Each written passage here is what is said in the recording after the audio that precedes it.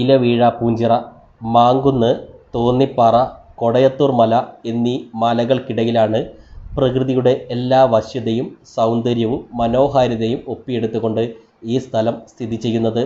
താഴെയുള്ള വലിയ കുളത്തിൽ എത്ര ശക്തിയുള്ള കാറ്റടിച്ചാലും ഒരു ഇല പോലും വീഴാത്തതിനാലാണ് ഇലവീഴ പൂഞ്ചിറ എന്ന പേര് സ്ഥലത്തിന് ലഭിക്കുന്നതെന്ന് പറയുന്നു.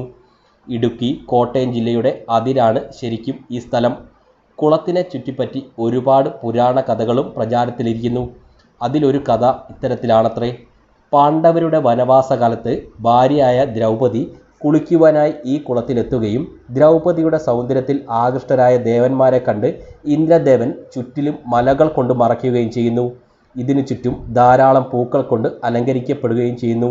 അങ്ങനെ ഈ കുളം പിന്നീട് മലകൾക്കിടയിൽ ഒറ്റപ്പെട്ടു പോവുകയാണത്രേ. ചുറ്റും മരങ്ങൾ ഇല്ലാത്തത് കൊണ്ട് തന്നെ കുളത്തിലേക്ക് ഇലകളോ പൂക്കളോ വീഴാതെ കണ്ണാടി പോലെ പ്രതിഫലിക്കുകയും ചെയ്യുന്നു. എന്തായാലും സിനിമയിൽ കാണിച്ചതുപോലെ പ്രശ്നമല്ലായിരുന്നു വഴിയും യാത്രയും ഒന്നും തന്നെ. സമുദ്രനിരപ്പിൽ നിന്നും ഏതാണ്ട് 3200 അടി ഉയരത്തിലാണ് ഈ പ്രദേശം നിലനിൽക്കുന്നത്. ഇതിൻ്റെ സമീപത്തായി മറ്റൊരു ആകർഷണമായി ഇല്ലിക്കൽ കല്ല് സ്ഥിതി ചെയ്യുന്നു. ശക്തമായ കാറ്റുള്ളതിനാൽ താഴെയുള്ള ചിറയിൽ ഒരു ഇല പോലും വീഴില്ല എന്നുള്ളതുകൊണ്ട് ഈ സ്ഥലത്തിന് ഈ പേര് വന്നു എന്നും പറയപ്പെടുന്നു. ഇടുക്കി ജില്ലയിലെ തൊടുപുഴയിൽ നിന്നും മൂലമറ്റം ഭാഗത്തേക്ക് സഞ്ചരിച്ച് കാഞ്ഞാർ ഗ്രാമത്തിലെത്തി അവിടെ നിന്നും വലത്തോട്ട് 7 കിലോമീറ്റർ സഞ്ചരിച്ചാൽ ഇലവീഴ പൂഞ്ചിറയിൽ എത്താം. പാലായിൽ നിന്നും ഇലവീഴ പൂഞ്ചിറയിലേക്ക് എത്തിച്ചേരാവുന്നതാണ്.